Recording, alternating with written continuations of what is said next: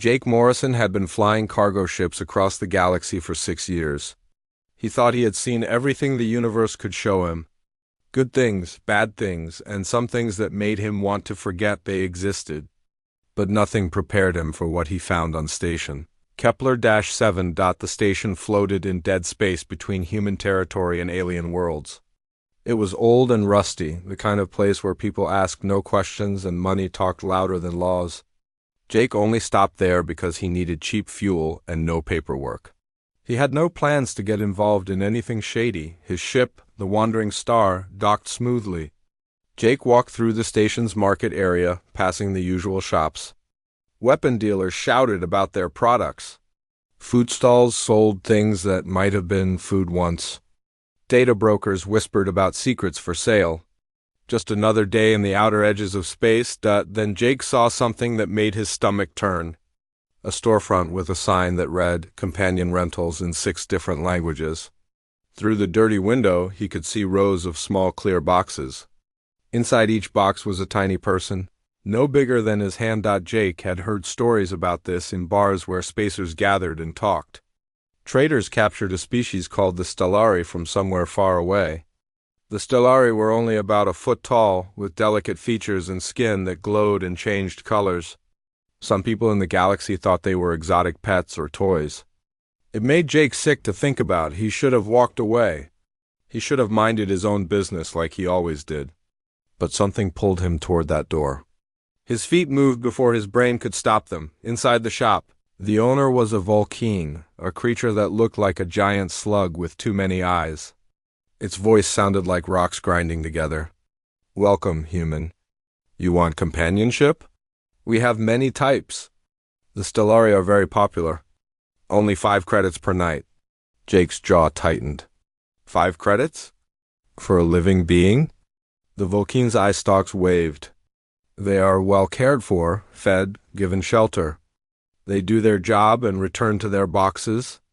It is all legal in this sector. Legal. The word tasted like poison in Jake's mouth. He knew that out here in lawless space, legal meant whatever the local boss said it meant. He walked closer to the boxes, his heart heavy. Most of the Stellari inside sat very still, their skin a dull gray color that spoke of hopelessness and despair, but one caught his attention. She was in the far corner. Unlike the others, her skin flickered with faint blue and gold colors. She was curled up in her box, but her eyes, those large glowing eyes, followed Jake as he moved. He saw something in those eyes that he recognized. Defiance, hope, fear all mixed together. The Vulcane slid over. "Ah, you have good taste. That one is new. We captured her from a colony ship 3 months ago. She has spirit. Not broken yet. 5 credits for the night, 10 if you want the code to keep her longer." Jake felt anger building in his chest, but he kept his voice calm. "I'll take her. For the night." The transaction was quick and cold. The Vulcane handed him a small control device and pointed to the box. "Bring her back by morning or pay the replacement fee." 2,000 credits? Jake took the box, feeling its weight in his hands. Through the clear surface, the tiny Stellari watched him, her colors shifting to a cautious purple. He didn't say anything to her, not there. He just carried the box back to his ship as fast as he could without drawing attention. Once aboard the Wandering Star, he sealed the door and carried the box to his room. His hands shook a little as he entered the unlock code. The seal made a hissing sound and opened. Cool air rushed in. The Stellari didn't move at first. She stayed curled up, watching him with wide, careful eyes. "Hey," Jake said softly, getting down on one knee so he was at eye level with the box. "I'm not going to hurt you. I promise." Her colors shifted again, moving between purple and yellow. Confusion, maybe. Or disbelief. Jake reached into his storage locker and pulled out a food bar. He broke off a small piece and placed it near the opening of the box. "You hungry?" For a long moment, nothing happened. Then, slowly, the Stellari uncurled herself and crept toward the food. She was even smaller outside the box, her movements graceful despite her obvious fear. She grabbed the piece of food and went back to the corner of the box, eating it while never taking her eyes off him. "That's good," Jake said quietly. "Take your time." He spent the next hour just sitting there talking to her in a low, calm voice. He told her about his ship, about the stars he had seen, about anything that came to mind. He didn't know if she understood him, but her colors slowly changed to a softer green dot as the station's artificial night began. Jake made a decision. He couldn't take her back. He wouldn't. But he also couldn't just steal her without consequences. The Vulcan would come looking, or worse, send bounty hunters after him. There was only one option. He could see he would have to buy her completely. Jake looked at the small being in the box. She was watching him with those glowing eyes, and for the first time since he lost his parents years ago, he felt like he had a purpose. This wasn't just about right and wrong anymore. This was about saving someone who needed help. He would find a way to get the money. He would find a way to buy her freedom. And then, somehow, he would figure out how to truly set her free. The decision was made. Tomorrow, he would go back to that shop and make a deal. Tonight, he would make sure this tiny person felt safe for the first time in months. Jake settled into his chair and kept talking softly. And the Stellary's colors gradually shifted to a peaceful blue as the ship's lights dimmed for the night cycle. Jake knew that buying the Stellary girl wouldn't be easy. The 2,000 credit replacement fee was only for losing a rental. To buy her completely, to own her according to the twisted laws of Station Kepler 7, would cost much more. But he had to try. The next morning, he carefully sealed the box again, whispering quiet words to the tiny girl inside. Her colors had settled into a soft teal color during the night, and she had eaten more of the food he offered. Trust was building between them, fragile as thin glass. Jake returned to the rental shop with the box. The Vulcan greeted him with what might have been a smile, though it looked more like a grimace on its slug-like face. Prompt return? Very good. Same one tomorrow night? No, Jake said, setting the box on the counter. I want to buy her. The Vulcan's eye stalks went stiff with surprise, then waved with excitement.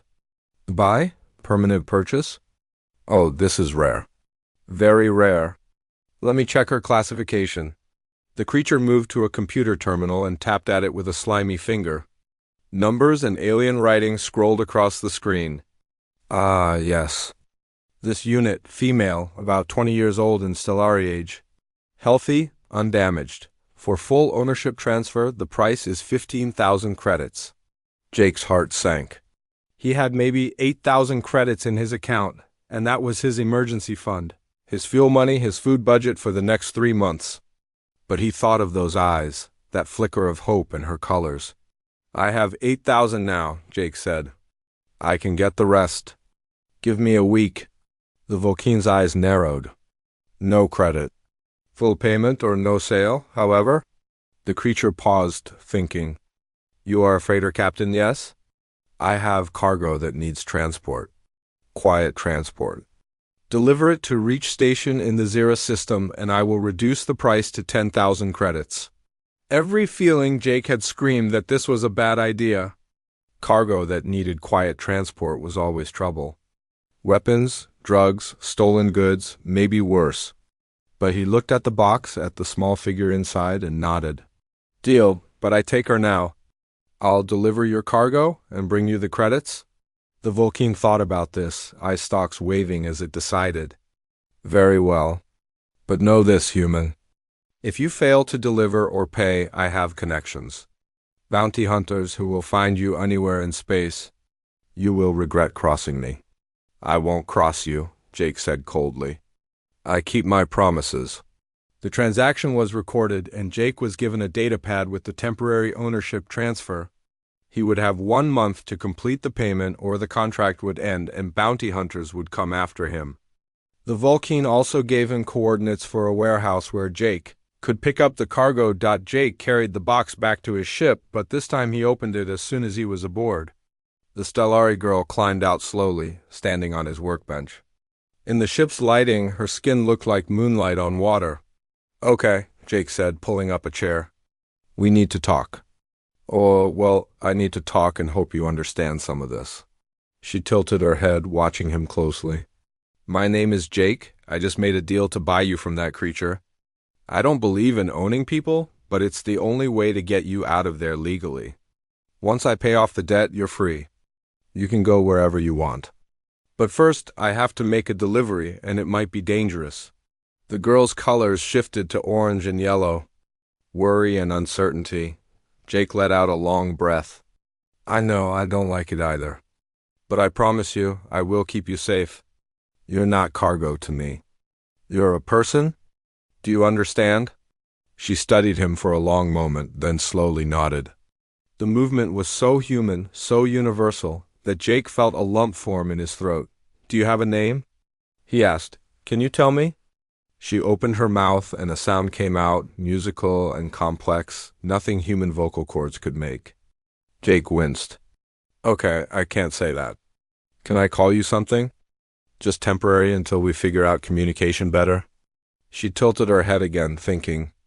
Then she pointed at herself and made a simpler sound. "Lily," Jake blinked. "Lily? You understand English?" She nodded, then held up her tiny hand with her thumb and finger close together. A little, Jake repeated, relief flooding through him. "That's good. That's really good, Lily. We can work with that." Over the next few hours, Jake prepared for the cargo run.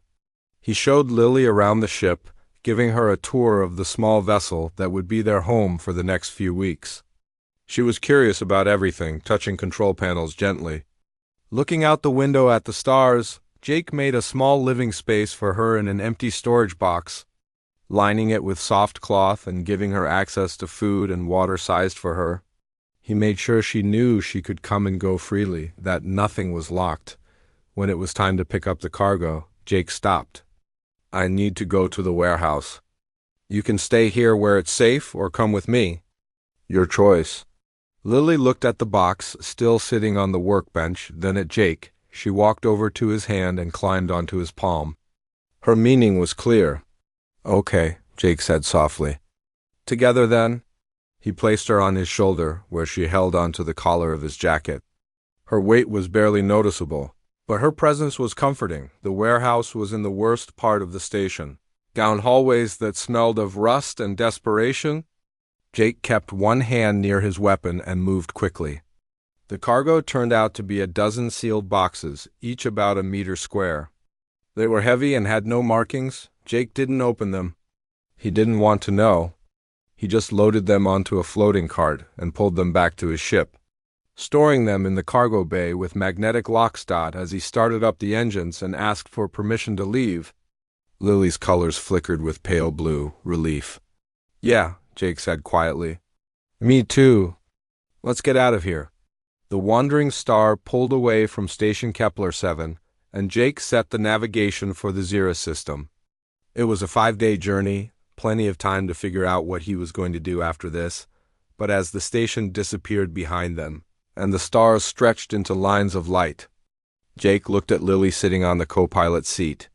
He realized something. He wasn't doing this just to free a slave and walk away. He was doing this because, for the first time in 6 years of lonely travel through space, he didn't want to be alone anymore, and maybe, just maybe, this tiny person didn't want to be alone either. The wandering star limped into New Haven space 6 days later, its hull scarred and engines running on emergency power.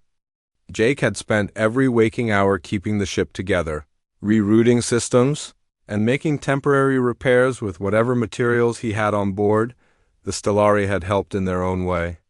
They were small but surprisingly resourceful, able to reach into tight spaces and make delicate repairs that Jake's human-sized hands couldn't manage. Lily had become his constant companion, sitting on his shoulder or the control panel, learning more English words each day. New Haven was a frontier colony, barely 50 years old, built on a planet rich in resources that attracted miners, traders, and people looking to start fresh far from the core worlds. More importantly, it had actual laws that recognized the rights of all thinking beings, regardless of species. As Jake asked for docking permission, he was surprised when a priority channel opened. A woman's voice came through, crisp and official. "Freighter Wandering Star, this is Colony Administrator Kate Sullivan. We've been monitoring chatter about your situation. Request permission to come aboard once you dock." Jake hesitated, looking at Lily. She nodded, her colors a cautious green.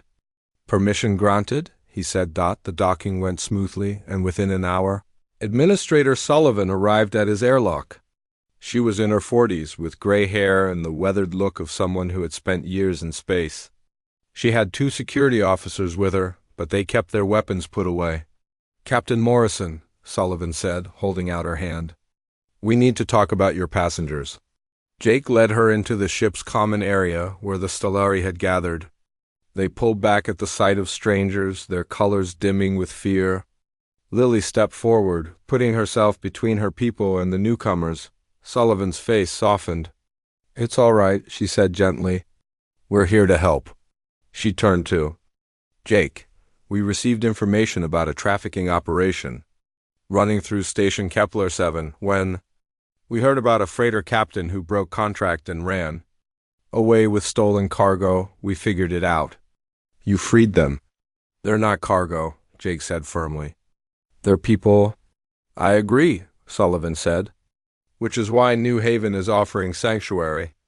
We have facilities that can house them while we figure out next steps. We'll also remove your bounty from our system records, though I can't do anything about bounties in the Outer Rim." Jake felt a wave of relief, but Lily tugged on his sleeve. When he looked down, her colors were flickering with worry. She didn't want to be separated from him. "What if they want to stay with me?" Jake asked. Sullivan raised an eyebrow. "On your ship?" "Captain, you have 13 Stellari here. That's not a workable living situation on a small freighter." "What if I made it workable?" Over the next few hours, Jake and Sullivan worked out an arrangement. The Stellari would be given legal status as refugees under New Haven's protection. Those who wanted to stay with Jake could do so, but they would need proper living spaces. The colony would provide resources to update the Wandering Star, with appropriate living areas. 8 of the Stellari chose to remain on New Haven, where there was a small community of other rescued aliens. They would be safe there, learning new skills and building lives. 5, including Lily, chose to stay with Jake. The update work took 3 weeks. New Haven's engineers installed modular living compartments designed for small species, complete with furniture their size, environmental controls, and safety features. They also upgraded the ship's engines and shields, turning the aging freighter into something more respectable. Jake used his remaining credits and took a loan from the colony to cover the costs. He would be making freight runs for New Haven for the next year to pay it off, but it was honest work and it kept him close to a safe harbor. During the updates, Jake spent his days getting to know his new crew. Besides Lily, there was Micah, a male Stellari who was brilliant with engineering. There was Coral, who had a gift for languages and was already learning to read and write English. There were twins, Spark and Flicker, who were close as could be and had a strange ability to sense danger. They taught him about their culture, their lost homes in a faraway sector. They told him about the raiders who had destroyed their colony ships, about the families they had lost. And slowly, Jake told them about his own life, about growing up on Earth, about losing his parents to a mining accident, about choosing the stars because he didn't fit anywhere on the ground. They became a family, strange and unlikely but real, on the day before leaving. Sullivan visited the ship one last time. She found Jake in the kitchen with Lily, teaching her how to make coffee. "You know," Sullivan said, "you did something extraordinary. Most people would have delivered that cargo and never looked back." Jake shrugged. "I just did what was right. That's rarer than you think." Sullivan handed him a data pad. "I'm sending you freight contracts for New Haven, good pay, safe routes. And I'm also sending you this."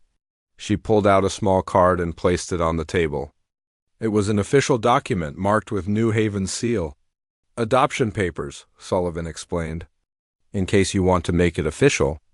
Under New Haven law, you can be recognized as their guardian. It doesn't make them your property. It makes you responsible for their welfare, and it gives them legal protection as part of your family." Jake looked at Lily, who was reading the document with Coral's help. Her colors shifted through every shade, and then she looked up at him with those glowing eyes. "Family?" she asked in her accented English. Jake's throat felt tight. "Yeah, family."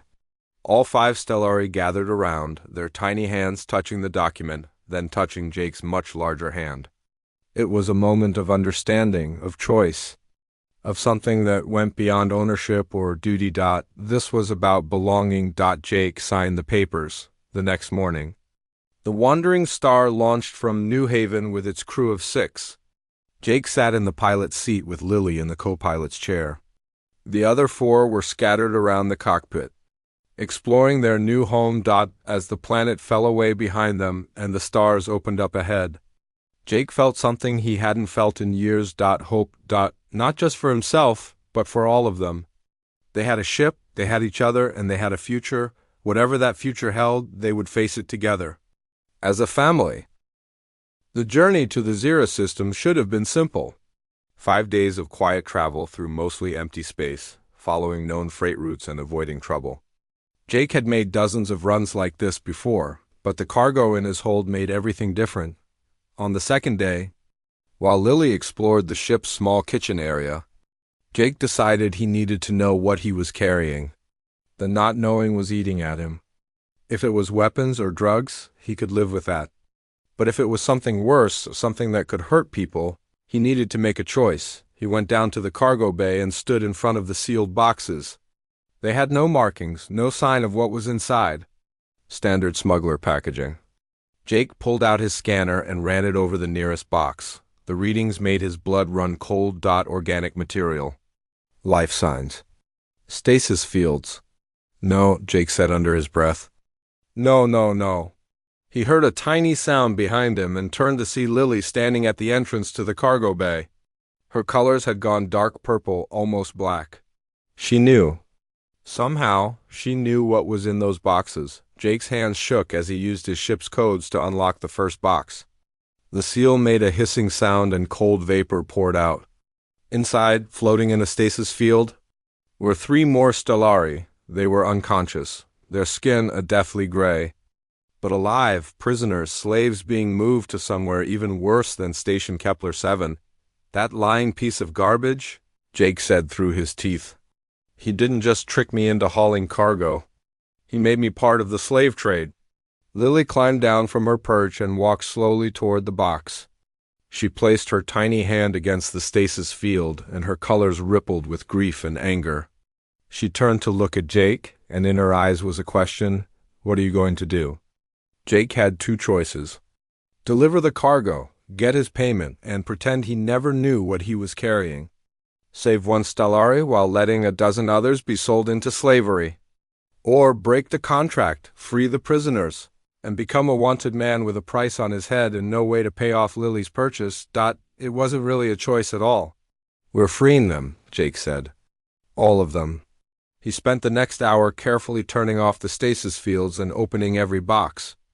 12 Stellari in total, all unconscious, but alive. Jake carried them one by one to his quarters, laying them on every available surface. Lily helped, bringing water and food, preparing for when they woke. As the first one began to stir, Jake made an announcement through the ship's speakers in case any of them understood English. You're safe now. You've been freed. I'm taking you somewhere safe, I promise. The Stellari woke slowly, confused and scared. Lily moved among them, speaking in her musical language, and slowly their colors began to shift from gray to brighter shades. They were weak and hurt by their experience, but alive.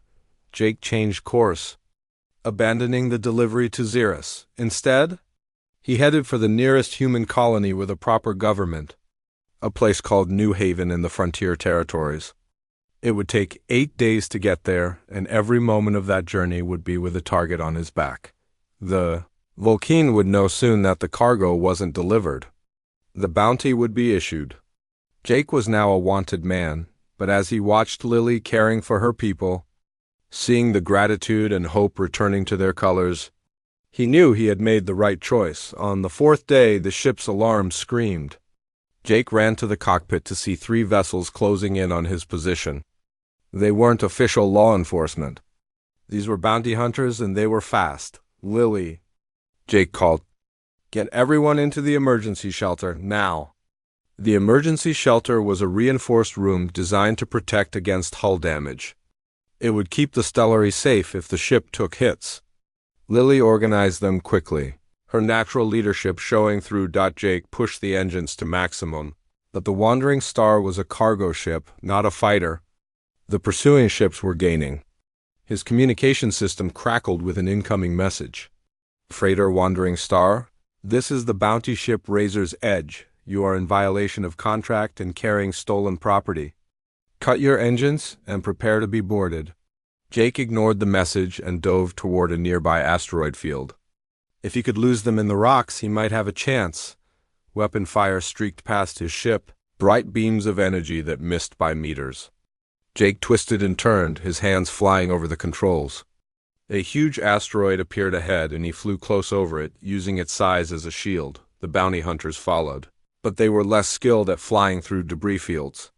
One of them hit an asteroid and spun out of control, their ship tumbling away into space. To left, Jake's fingers moved across the control panel, taking power from life support and putting it into shields and engines. He could hold his breath if he had to. The Stellari were safe in the shelter, another burst of weapon fire, this one closer. The ship shook as a hit struck the rear shields. Alarms wailed. Jake gritted his teeth and pushed deeper into the asteroid field, then he saw it. A gap between two massive asteroids barely wide enough for his ship, too narrow for the larger bounty hunter ships. It was a desperate gamble. Jake aimed toward the gap and went faster. The Wandering Star scraped through, metal screaming against rock, but they made it. Behind him, the bounty hunters tried to follow. One was smart enough to pull up. The other wasn't. There was a bright flash as the hunter's ship hit the asteroid. Then silence. Jake didn't slow down until he was clear of the field and the remaining hunter had given up the chase. His ship was damaged, alarms still ringing, but they had survived. He made his way to the emergency shelter and opened it. 13 pairs of glowing eyes looked up at him. Lily's colors were bright gold. Pride and gratitude. "We're okay," Jake said, his voice shaking a little. "We're going to be okay." But he knew the truth. This was just the beginning. There would be more hunters. More danger. He had saved them, but now he had to figure out how to truly set them free, and how to keep them all alive long enough to do it. The Wandering Star limped through space toward New Haven. Its hull scarred, but its crew safe. Jake sat in the pilot's seat with Lily on his shoulder, and together they watched the stars stream past. Whatever came next, they would face it together. 6 months had passed since Jake Morrison left New Haven with his unusual crew. The Wandering Star, now updated and properly equipped, had become a home in the truest sense. The ship hummed with life and purpose as it traveled the frontier routes. Carrying legal cargo and making an honest living, Jake discovered that having a Stellari crew was actually helpful in the freight business. Mecha could perform repairs in spaces no human engineer could reach, reducing maintenance costs a lot. Coral had become a valuable translator, helping Jake negotiate with alien clients in dozens of languages. The twins, Spark and Flicker, had an almost supernatural sense for danger and had steered them away from pirates in trouble more than once. And Lily had become his partner in every sense. She sat in the co-pilot seat during jumps, learned navigation, and handled communications. Her English had improved greatly, and she had started teaching Jake the musical Stellari language in return. He couldn't quite master the tones, but he could understand her now when she spoke. They had fallen into comfortable routines. Morning coffee in the kitchen, with Jake making his full-size cup and Lily sipping from a tiny mug. Evening meals together, with the crew sharing stories. Movie nights, where Jake would show films on the wall and explain human culture while the Stellari laughed at the strange customs, but there was always a shadow hanging over them. The bounty. It hadn't gone away. Jake was still wanted in the Outer Rim territories, and bounty hunters occasionally came looking. They had 3 encounters in 6 months, each one forcing them to fight or run. Jake was getting better at both, but it was tiring. And dangerous. The turning point came when they received a message from an unexpected source. Jake was alone in the cockpit when the encrypted message came through. He almost deleted it, thinking it was spam, but something made him open it. The screen flickered and a familiar face appeared. Admiral Gregory Hayes, former Earth Defense Force, now running an independent peacekeeping organization called the Frontier Coalition. Captain Morrison, Hayes said, his weathered face serious. I've been following your story. What you did, freeing those Stellari, it got my attention. I think we can help each other. Jake listened as Hayes explained. The Frontier Coalition was building a case against the trafficking networks operating in the lawless territories. They had evidence, but they needed witnesses. Stellari witnesses who could testify about the conditions, the operations, and identify the key players. In exchange for cooperation, the coalition could offer protection. Legal protection, military protection, and most importantly, they could clear the bounties. It was risky. Testifying would put targets on their backs even more than the bounties did. But it would also strike a real blow against the traffickers. Jake called a crew meeting in the common area. All 5 Stellari gathered and Jake explained everything, making sure Coral translated for those whose English was still limited. This is your choice, Jake said. I won't push you either way. But if we do this, we do it together. The Stellari talked among themselves in their musical language, colors flickering as they debated. Finally, Lily climbed onto Jake's shoulder and spoke clearly. We do it. Not just for us? For others still trapped. We fight. The others nodded, their colors shifting to determined reds and oranges. 2 weeks later, the Wandering Star arrived at Coalition headquarters, a massive station orbiting a neutral world. Admiral Hayes met them personally, and over the next month, the Stellari gave their testimony. It was painful reliving the trauma, but they did it with courage that left Jake in awe. The Coalition built a strong case. With the evidence provided by Lily and the others, they launched coordinated raids across 6 systems. Station Kepler 7 was shut down. The Vulcan trader was arrested. Hundreds of Stellari and other small species were freed from captivity. It made galactic news. Images of tiny beings walking free from dark cages struck a chord across civilized space. Public anger forced governments to strengthen anti-trafficking laws. It wasn't a complete victory. The problem was too big to solve overnight. But it was a start, and true to his word, Admiral Hayes cleared Jake's bounties. The Wandering Star was free to travel anywhere. When it was over, Hayes offered Jake a position with the Coalition. A real salary, a bigger ship, a chance to keep fighting the good fight. Jake was tempted. But when he looked at his crew, at Lily sitting on the control panel with her colors glowing soft blue contentment, he knew his answer. Thanks, Admiral. But I think we're good where we are. We've got freight to haul and stars to see. Hayes smiled. Figured you'd say that. Well, if you change your mind, the offer stands. The Wandering Star left Coalition space and returned to its roots. But now they traveled without fear, without looking over their shoulders. They were free. Truly free. Months turned into years. The crew stayed together, though others joined them occasionally. A rescued Stellari here, a refugee there. The ship became known in certain circles as a safe haven. A place where the lost could find family. Jake never regretted paying those 5 credits that night on Station Kepler 7, never regretted breaking the contract or fighting the bounty hunters. Because those choices had led him to this, to a life that mattered, to a family that chose each other. One evening, as they were making a long jump through hyperspace, Lily climbed onto Jake's lap and looked up at him. She was teaching him a new Stellari phrase, something that didn't translate directly to English. It means, she said carefully, the one who sees beyond what is to what should be. It's what we call heroes in our culture. Jake shook his head. I'm not a hero, Lily. I just did what anyone should do.